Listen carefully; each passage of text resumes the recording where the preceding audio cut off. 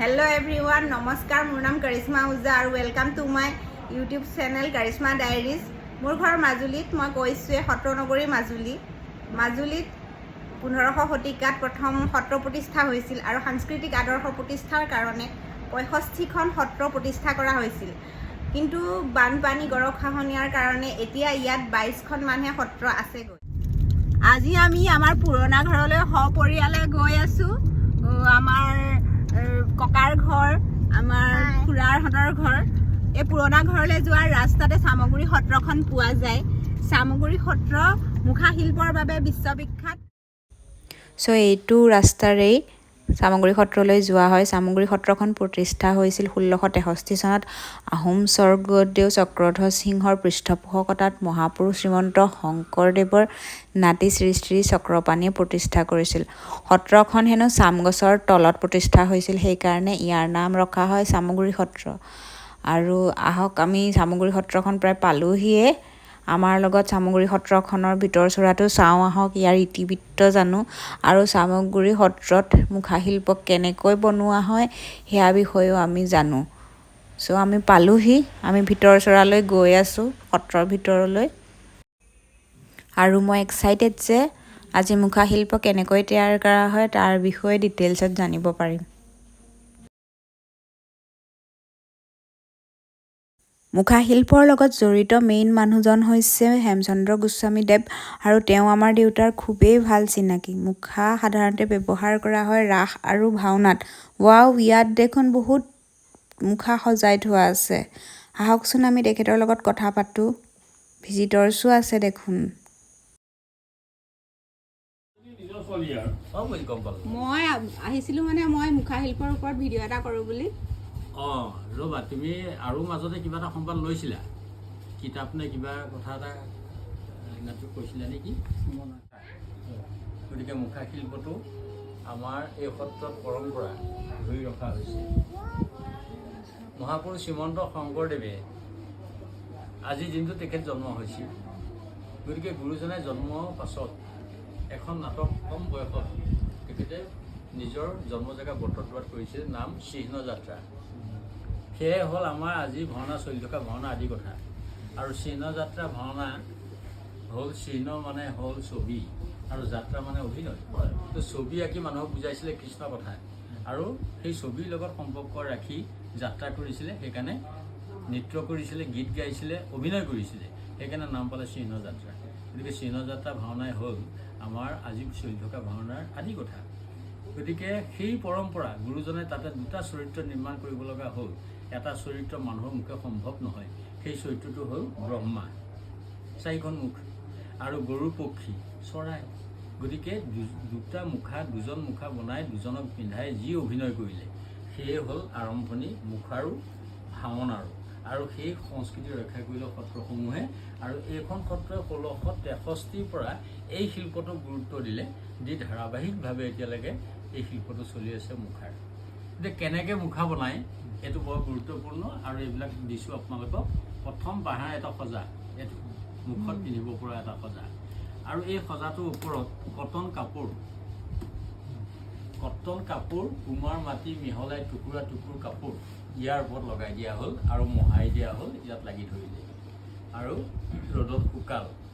3 নম্বৰত আহিল যে ইয়াৰ ওপৰত চেহেৰা দিব লাগিব। যি চেহেৰা নহওক এইটোৰ ওপৰত মানুহৰ মুখ হ'ব, অসুৰৰ মুখ হ'ব, বা আপোনাৰ হনুমানৰ গৰুদ্ৰৰ যিমান চৰিত্ৰ এইটোৰ ওপৰতে হ'ব। সেই কামখিনি কৰা হয় গৰু গোবৰ, লগত আছে কম পৰিমাণৰ কুমাৰ মাটি আৰু অকণমান কেৰাচিন তেল দি গোবৰখিনি সুন্দৰ কৰি লৈ ইয়াৰ ওপৰত চেপ দিয়া হ'ল চেহেৰা। এইখিনি যেতিয়া হৈ গ'ল ৰ'দত শুকাবলৈ দিয়া হ'ল। তো ৰ'দত শুকাই গ'ল, আৰু শুকাই যোৱাৰ পাছতে মিহি কৰি আকৌ পুনৰবাৰ সেই আগৰ ধৰণে সেই গোবৰক ঢাকি আকৌ কাপোৰ মাৰি লগত কুমাৰ মাটি কটন কাপোৰ দি ঢাকি দি মিহি কৰি দিয়া হ'ল। তো ইয়াত লাগি ধৰিলে, আৰু লাগি ধৰাত আমাৰ এটা কাম কৰিবলৈ সুবিধা হ'ল ৰং। তো গোবৰৰ ওপৰত ৰং কৰিব নোৱাৰি, গতিকে সুবিধা ৰঙৰ কাম। এই 4 নম্বৰ আৰু 5 নম্বৰত আমাৰ ৰঙৰ কাম শেষ। এইবিলাক যেনেকৈ প্ৰাকৃতিক ৰং, প্ৰাকৃতিক মাটিৰ তলৰ এবিধ কঠিন ৰঙা ৰং। অসমত নাম তাৰ হেঙুল আৰু এবিধ কঠিন হাইতাল মানে হালধীয়া কঠিন মাটি তলৰ নাম হাইতাল আৰু এবিধ ৰঙৰ প্ৰয়োজন নীল এবিধ গছৰ পৰা নীল ওলায় নীলা 3টা ৰং ৰঙা নীলা হালধীয়া আমাক 3টা ৰং লাগিব তাৰপিছত মিহলালে ঢেৰ ৰং ওলাব সেই ৰংখিনি বনাই লৈ পানীৰ লগত আপোনাৰ বেল গছৰ গম গছৰ আঠা সানি পানীৰ লগত মিহলাই মুখাত ৰং কৰা হ'ল তো মুখাত ৰং কৰা হৈ গ'ল এতিয়া মুখাই প্ৰাণ পোৱা জেগা একোনেই আছে আমাৰ অসমীয়া সমাজখনত নামঘৰত মুখাই প্ৰাণ পায় কেতিয়া পায় ভাওনা কোনে প্ৰাণ দিয়ে আমাৰ নিচিনা এখন মুখ ইয়াত সোমাই যায় সেইকাৰণে মুখাত দুখন মুখ থাকে এখন মুখ বাহিৰে এখন আৰু এখন নিজৰ মুখখন সোমাই ভিতৰত এই মুখখন লুকুৱাই ৰাখে আৰু এই অংশটো এইখিনিতে লাগি ধৰে ধৰাৰ পাছত যেতিয়া সংলাপ আছে বচন আছে ক'লে এইটো লৰি যায় তেতিয়াও মুখাই প্ৰাণ পায় এইটো নাছিলে আগতে এইটো 2000 চনৰ পৰা আমাৰ হাতেদি ইয়াক আমি যুগ সাপেক্ষ আৰু সময়ে বিচৰা এই কামখিনি কৰিলোঁ যে ভাৱ কথা ক'ব কথাখিনি ওলাই যাব ভিতৰৰ মুখখনে বাহিৰৰ বতাহো অকণমান সংগ্ৰহ কৰিব পাৰিব অনাদায় এটা ভাৱৰ সৃষ্টি কৰিব তো এয়া হ'ল গৰুদ্ৰৰ আৰু এয়া হ'ল আমাৰ এতিয়া ডাঙৰ উৎসৱ আহিছে ৰাস যাত্ৰা উৎসৱ সকলোৱে জানে মাজুলীত যথেষ্ট ৰাসৰ প্ৰভাৱ আছে বহু জেগাত 55 জেগাত ৰাস হয় গতিকে তাতে ওলোৱা এটা চৰিত্ৰ শিশু কৃষ্ণ নিধনৰ কাৰণে কংসই পঠাইছিলে নাম পুতনা মুখত পিন্ধে মহিলা পোছাক পিন্ধি পুতনাই মুখাই ইয়াতে লাগি যায় একেই কথা আৰু পুতনাই তেতিয়া কথা কয়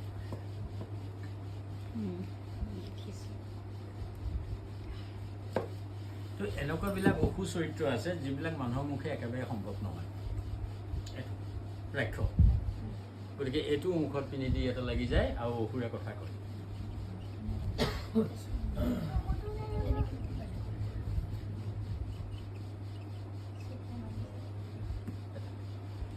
জন্তুবিলাক মুখা হয় যিহেতু কোনোবা এজনক দিয়া হৈছে এটা জন্তু অভিনয় ঘোঁৰা চেহেৰা নাম তেনেকুৱা আপুনি দিয়া হৈছে কিন্তু সেইখন মুখেতো নোৱাৰে গতিকে সেইখন মুখক ঢাকি এটা জন্তু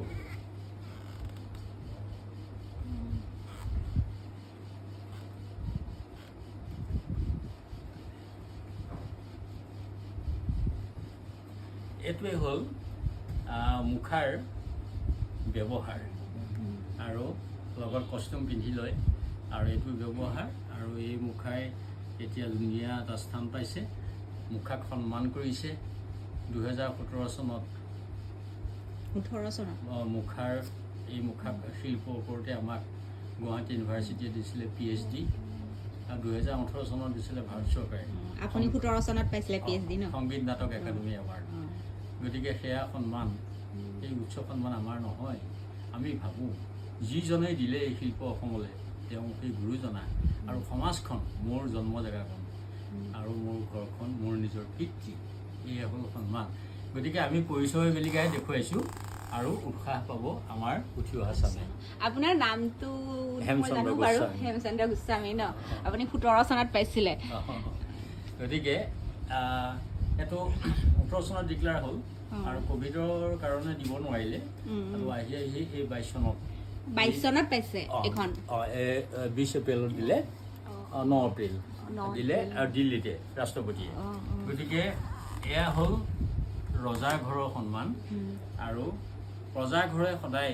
ইয়াক আগুৱাই যাবৰ কাৰণে তেওঁ বহুত চেষ্টা কৰিছে কিন্তু যে আজি যেনেকৈ আহি আপোনালোকে চাইছে আমি উৎসাহ পাইছোঁ এইবিলাক হ'ল কলাক আগুৱাই নিয়া এটা বাৰ্তা 2018 চনত তো সকলোৱে গম পাইছিলে আমি এমাহ 10 দিন দিল্লীতে থাকি 26 জানুৱাৰী গণৰাজ্য দিৱসত অসমৰ সেই বছৰ প্ৰতিপদটো আছিল মুখাৰ এইটো আলমাৰীতে আছে চাই যাব ইয়াত আছে ন সেইবাৰটো প্ৰাইজ পাইছে সেকেন্ড প্ৰাইজ সেই মুখাৰ প্ৰতিপদটোৰ ওপৰত আমাৰ মুখাৰ অভিনয় কৰি 27খন ৰাজ্যৰ মাজৰ পৰা আমি পুৰস্কাৰ লৈ ওলাই আহিলোঁ তো আজি পুৰস্কাৰ মই দেখুৱাব নোৱাৰোঁ সেই ৰজাৰ ঘৰত সজাই ৰাখিছে কালচাৰেল এফেয়াৰ্ছত সুন্দৰকৈ সজাই ৰাখিছে ডাঙৰ পুৰস্কাৰটো ট্ৰফিটো এটা সেইটো ঠিক মুখাই বিদেশত স্থান এয়া হ'ল মুখাই বিদেশত স্থান পোৱা এখন কিতাপ তাৰপৰা ওলাইছে সেইটোৱে হ'ল যে বৃন্দাবনী বস্ত্ৰ নামৰ এখন কাপোৰ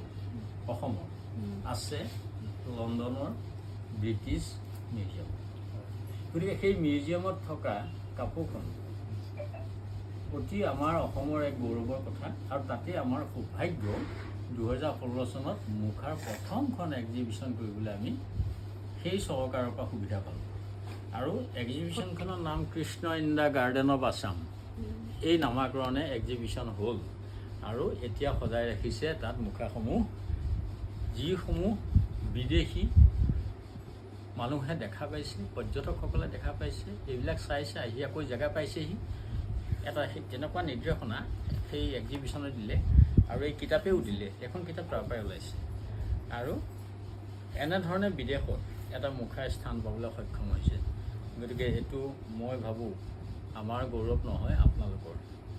আৰু এইবিলাক কেনেকৈ মুখা অভিনয় কৰিছে সেইবিলাকৰ ভিডিঅ' নি তাত দেখাইছে। গতিকে মাজুলী আৰু এই চামগুৰি সত্ৰ আৰু গুৰুজনাই দিয়া বিদ্যাটো বিদেশত এটা সুন্দৰ স্থান পাবলৈ সক্ষম। গতিকে মুখাৰ ভাগ 3টা। এটা হ'ল এইটো মুখত পিন্ধা, কেৱল মুখত পিন্ধিলে কাৰণে মুখা। আৰু এয়া মুখা নহয়, চৰিত্ৰ নৰসিংহ, কিন্তু সেয়া বৰ মুখা, গালৈকে বনোৱা হৈছে। মানুহ সোমাইছে 10 ফুট হয়। এয়া ৰাৱণৰ, এইটো উত্তৰ প্ৰদেশ মিউজিয়ামত আছে। এয়া হ'ল ৰাৱণৰ। এইবিলাক আমাৰ পৰম্পৰাগত মুখা। আজিকালি মানুহে পৰিধান নকৰে যদিও আৰ্কাইভত ইয়াক ৰখাৰ চিন্তা কৰিছে। গতিকে সেইটো মই এইকাৰণেই কৈছোঁ যে মুখাৰ 3টা ভাগ। সেইজনাও আপুনিয়ে বনাইছিলে? বৰ মুখা, মুখা। আৰু এবিধ চাপৰ কঁকাললৈকে বনোৱা হয়, লটুকৰি মুখা। 3টা নামেৰে মুখাৰ লটুকৰি মুখা, চাপৰ লটুকৰি মুখা। মানে গতিকে 3টা মুখা, বৰ মুখা, লটুকৰি মুখা, 3টা মুখাৰ নামাকৰণ পৰম্পৰাত আছে। গতিকে মুখা পৰিধান কৰে মুখত। সেই পৰিধান কৰা মুখা এখন দেখুৱাই দিয়ে। আহিলে এইজনী ছোৱালী আকৌ আমাৰ একেবাৰে ঘৰৰে। গতিকে এখন মুখক ঢাকে, সেইখন মুখ ঢাকিলে। এইটো হ'ল ৰামায়ণৰ এটা চৰিত্ৰ বালি মুখা। বালি শুকিব দুজন, প্ৰতিটো চৰিত্ৰৰে সম্পূৰ্ণ পোচাক আছে। এতিয়া কেৱল মুখখন দেখোঁ, ভয় নকৰিবা দেই। মইতো নকৰোঁ বাৰু।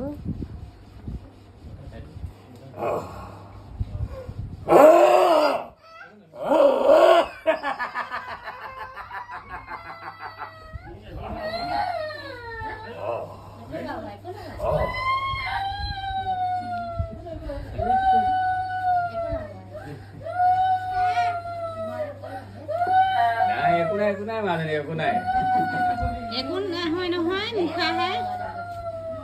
গতিকে এই এনেকৈ মুখা পৰিৱেশন, এইটো মই দেখুৱাটো আপোনাৰ পুতনা, এইটো আগত ওলাই পুতনা আছে। আৰু তুমিও ভয় নকৰিবা।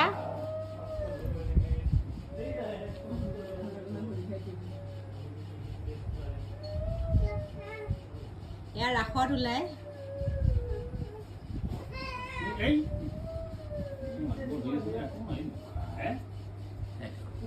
পুতনা ৰাক্ষসী ওলাই। গতিকে এইটোৱেই হ'ল আমাৰ মুখাৰে এখন মুখক ঢাকি বাহিৰে এক নান্দনিক ভাৱ প্ৰকাশ কৰি যিটো ভাওনাৰ এক সৌন্দৰ্য, কলাৰ যি এক সৌন্দৰ্য গুৰুজনাই দিলে। আৰু সেই পৰম গুৰুজনলৈ আমাৰ নমস্কাৰ। মহাপুৰুষ শ্ৰীমন্ত শংকৰ গুৰু। গতিকে বৰ ভাল পালোঁ আপোনালোকে আহি। এইকণ সময় আমি আপোনালোকৰহে লোকচান কৰিলোঁ। কেলৈ আপোনালোকে আহিছে, অকল এখন সত্ৰলৈ অহা নাই, মাজুলী বিভিন্ন সত্ৰ চাব। গতিকে সত্ৰসমূহলৈ চাবলৈ সময় অকণমান লাগে। তথাপিও যিটো আগ্ৰহক আমি কেতিয়াও পিছ নেপেলাই, সেই আগ্ৰহটো বেলিকা দেখুৱালোঁ আৰু কথাখিনি ক'লোঁ। এটা তথ্য আপোনালোকে ধৰি ৰাখিলে। গতিকে সময়ে এতিয়া কেতিয়াবা বাদ দিব, কেতিয়াবা সময়ে এইটো বিচাৰিব। সেই ল'ৰা উঠি আহিছে, সেইবিলাকক ক'ব পাৰিব। আজিকালি যান্ত্ৰিক যুগত সকলো সুবিধা হ'ল। কোনো এটা কথা হেৰাই যাব নোৱাৰাকৈ আজিকালি বাণীবদ্ধৰ যোগেদি বা মেচিনৰ যোগেদি তাক মোবাইলৰ যোগেদি ৰাখিব পৰা সময় আহিল। গতিকে এইকণ সময় আমিও আপোনালোকৰ লগত লাগি থাকি ভাল লাগিল। গতিকে শেহতীয়া আমি এষাৰ আশীৰ্বাদ দিওঁ এখন জিলালৈ আহিলে, যিহেতু এই জিলাখন আধ্যাত্মিক জিলা, সত্ৰ নগৰী বুলি কয়। গতিকে আমাৰ দিবলৈ একো নাই, আছে মাত্ৰ এফাকি আশীৰ্বাদ। ইয়াতে সেৱা কৰক, মই আশীৰ্বাদ দেখাম। এইটোৱে ধৰা, এইটো বনাই শেষ হৈ গ'ল এইভাগে, আৰু তাৰপিছত এইটো কাটি দিয়া হৈছে। আৰু ইয়াত এখন কাপোৰ লগাই দিয়া হৈছে ঢিলাকৈ আৰু কাপোৰখন এই ৰবৰৰ সদায় এটা গুণ আছে স্থিতিস্থাপকতা সি ধৰি ৰাখিব পাৰে আৰু মেলি দিলে সি মেল খায় গতিকে প্ৰেছাৰটো পৰে ইয়াত মানুহজনৰ চুচৰিটো সেই আপুনি কথা ক'লেই লৰি যায় তো বিশেষ জটিলতা নাই মোৰ কেইটামান আৰু এই যে ভেনুকাপুৰৰ কোটখন মই সেই দুটা কথা শুনিছোঁ এইটো গম পালোঁ তাৰ লগত কানেকশ্যন আছে নেকি এইটো চকু আৰু এটা সম্পৰ্ক আছে তাৰ লগত সম্পৰ্ক একেলগত দুটা কাম হোৱা এইবোৰ হ'ল একেলগত দুটা কাম হোৱা যাতে আকৌ চকুটোৰ কাৰণে ভাবিব নালাগে হয়তো চবতে দিয়া নাই আৰু এইটো দিয়া হৈছে যে একেটা কামত দুটা হৈছে মই আপোনাক কেইটামান কথা সুধো দেই বেয়া নাপাব ঠিক আছে সোধা আপুনি কেতিয়াৰ পৰা এই মুখা শিল্পৰ লগত জড়িত তো মোৰ বাল্যকাল ল'ৰালি অৱস্থা 10 বছৰ বয়স আৰু মোৰ পিতৃ এই সত্ৰাধিকাৰ প্ৰয়াত সত্ৰাধিকাৰ ৰুদ্ৰকান্ত দেৱ গোস্বামী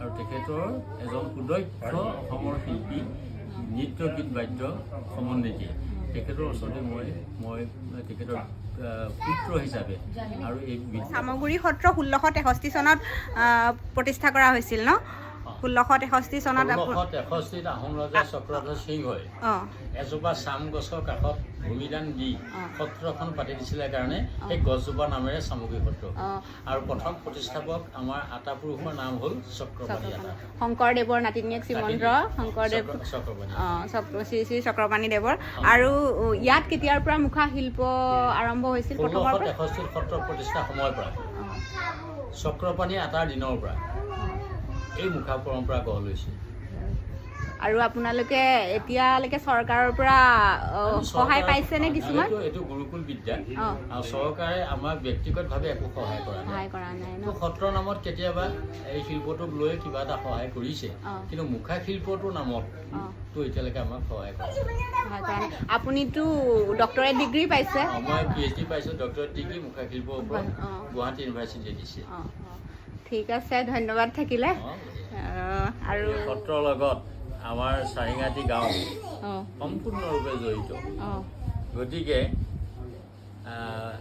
এই উৎসৱলৈ তোমালোকে আহিবা আমি প্ৰায় আহোঁ বাৰু মানে ইয়াত মেলা হয় যে বহুত ডাঙৰ হয় আমি তেতিয়া প্ৰায় আহোঁ আৰু কেতিয়াবা যদি বিশেষ অসুবিধা নহয় কাৰণ মাজুলীৰ মানুহ নহাকৈ আৰু ৰাসটোৰ লগতে আমি বিশেষভাৱে মানে নিজৰ মানে কিবা মনৰ পৰা আহে ন সেইকাৰণে আমি অকণমান যাওঁ বাৰু ইয়াতো আহোঁ ইয়াত কেইবাবাৰো আহিছোঁ মই আপোনালোকৰ ইটো যোনটো কৃষ্টি সংঘ সেইটোত সোমাইছোঁ কিন্তু এইটোৰ কথা আজিহে গম পালোঁ আকৌ এইজনা ইয়াত মানে পাৰ্মানেণ্টলি আছেনে নে কেতিয়াবা হেৰি কৰিবলৈ নিয়া হয় ইয়াৰ পৰা এয়া হ'ল একদম বহু পুৰণা আৰু আমাৰ পৰ্যটকৰ এখন জেগা আৰু এনেকুৱা ডাঙৰ মুখা অন্য ৰাজ্যত নাই কিন্তু পৰ্যটককতো বুজাব লাগে কিন্তু বুজাব বেলিকা আৰু আধ্যাত্মিকভাৱে নৃসিংহ এই মূৰ্তি ভাগক মুখা ভাগক মানুহে সদায় শ্ৰদ্ধা কৰে গতিকে সেই শ্ৰদ্ধা বেলিকাও আমি এই আধ্যাত্মিক চিন্তাৰে ৰখা হৈছে আৰু বহুত পুৰণি তেওঁ বহুত পুৰণি গতিকে এই পুৰণা মুখাৰ এক মাহাত্ম্য সদায় থাকে ধুনু আঁতৰ হৈ দিয়া মই এটা বস্তু চাইছোঁ এয়া আমাৰ 4টা ষ্টেপ 1 2 3 4 5টা ষ্টেপ হয় ন 5টা ষ্টেজত এটা মুখাৰ কাম 5টা ষ্টেজত এটা মুখাৰ কাম ঠিক আছে আপোনালৈ বহুত বহুত ধন্যবাদ থাকিলে ঠিক আছে আমাৰ এটা শুভেচ্ছা থাকিল কাৰণ এই কথাখিনি জানিবলৈ অহা যিটো মন আৰু সেই কলাৰ মনটোক আমি শ্ৰদ্ধা জনাইছোঁ ঠিক আছে আহিছোঁ তেতিয়াহ'লে ৰাৱণৰ মুখা এই ওপৰ মাথা চোৱা নাই বহুত ডাঙৰ ইমান ডাঙৰ হয় কিন্তু আমাৰ তাত হেৰি ভাওনা চাৰিঙাটিলৈ নিয়া হৈছিলে ন কাৰণে নিয়া হৈছিল চাৰিঙাটি ৰাওনা আৰু এইজনা চাগে নহয় এনেকুৱা মুখাও আমাৰ তালৈ নিছে নৃসিংহ যাত্ৰা ভাওনাৰ কাৰণে ঠিক আছে ইয়াতে লৈ থাক মই সেৱা কৰোঁ ভগৱানজনক মই আপোনাকো সেৱা কৰিছোঁ